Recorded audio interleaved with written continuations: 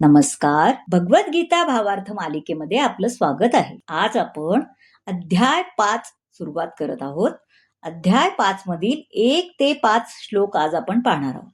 हा अध्याय कर्म संन्यास योग यावर आधारित आहे. पाहूया श्लोक 1. संन्यासं कर्मणां कृष्ण पुनर्योगं च शंससि यश्रेय एतयोरेकं तन्मे ब्रूहि सुनिश्चितम्. आता कृष्ण भावना भावित कर्म संन्यासम म्हणजे त्याग आणि शंससी म्हणजे तुम्ही प्रशंसा करीत आहात. अर्जुन म्हणाला, हे कृष्णा, सर्वप्रथम तुम्ही मला कर्माचा त्याग करण्यास सांगता आणि पुन्हा तुम्ही भक्तिपूर्वक कर्माची प्रशंसा करता. आता या दोहोंपैकी कोणते अधिक लाभप्रद आहेत ते कृपया मला निश्चितपणे सांगाल का? भगवद्गीतेच्या या 5व्या अध्यायात भगवंत सांगतात की भक्तिभावित कर्म हे शुष्क मानसिक तर्कवादापेक्षा अधिक चांगले आहे. भक्ती मार्ग हा शुष्क तर्कवादापेक्षा अधिक सोपा आहे. आता 4थ्या अध्यायात भगवंतांनी अर्जुनाला सांगितले की सर्व प्रकारच्या यज्ञकर्माचे पर्यवसान शेवटी ज्ञानामध्ये होते. तरी 4थ्या अध्यायाच्या शेवटी अर्जुनाला ज्ञानयुक्त होऊन युद्ध करण्याचा मात्र सल्ला देतातच. अर्जुनाला वाटते की ज्ञानयुक्त संन्यास म्हणजे सर्व प्रकारच्या इंद्रियजन्य कर्माची समाप्ती करणे. पण जर एखादा भक्तिपूर्ण कर्म करत असेल तर त्याची समाप्ती कशी होईल? कारण कर्म आणि संन्यास यांच्यात त्याला विसंगती दिसते. ज्ञानयुक्त कर्म बंधनकारक होत नाही, म्हणून ते अकर्मासारखे आहे. हे त्याला समजलेले दिसत नाही. म्हणून आपण कर्म थांबवावे की ज्ञानयुक्त होऊन कर्म करावे, या संबंधी अर्जुन प्रश्न करत आहे. आता श्लोक 2 पाहूया. संन्यासा कर्मयोगश्च निःश्रेयसकरा उभौ तयोस्तु कर्म संन्यासात कर्मयोगो विशिष्यते. श्री भगवान म्हणाले, कर्माचा संन्यास आणि भक्तिभावत कर्मे दोन्हीही मुक्ती देण्यास चांगले आहेत, परंतु या दोहोंपैकी भक्तियुक्त कर्म हे कर्मसन्यासपेक्षाही उत्तम आहे. आता इंद्रिय तृप्तीसाठी केली जाणारी कर्मे सांसारिक बंधनास कारणीभूत होतात. आपले दुःखमय वर्तमान शरीर आपल्या गतकाळातील सकाम कर्माचा परिणाम आहे.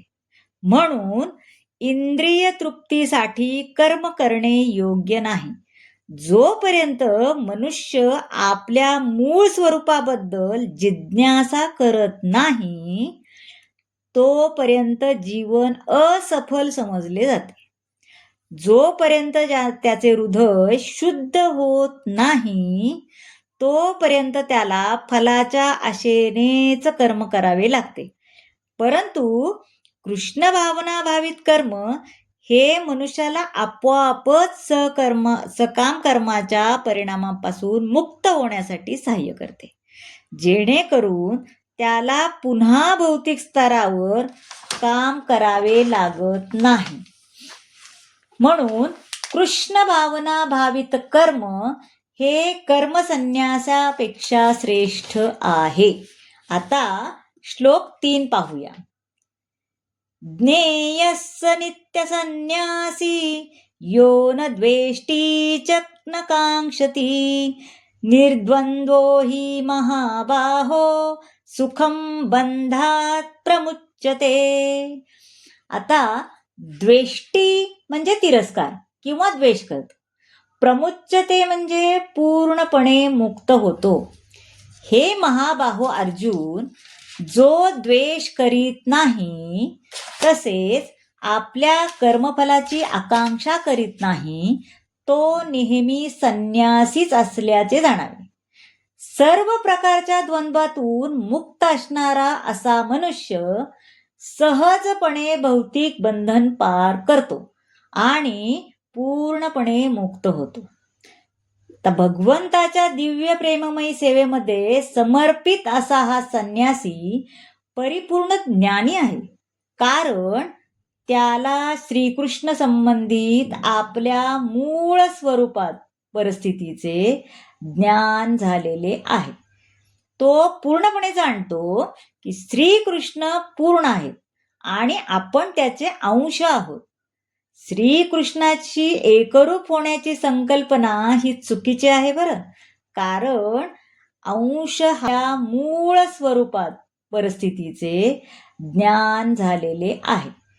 तो पूर्णपणे जाणतो की श्रीकृष्ण पूर्ण आहेत आणि आपण त्याचे अंश आहोत. श्रीकृष्णाची एकरूप होण्याची संकल्पना ही चुकीची आहे बरं, कारण अंश हा पूर्णाशी कधीशः गुणात्मक दृष्ट्या एक आहे, परंतु परिणामक दृष्ट्या भिन्न आहे.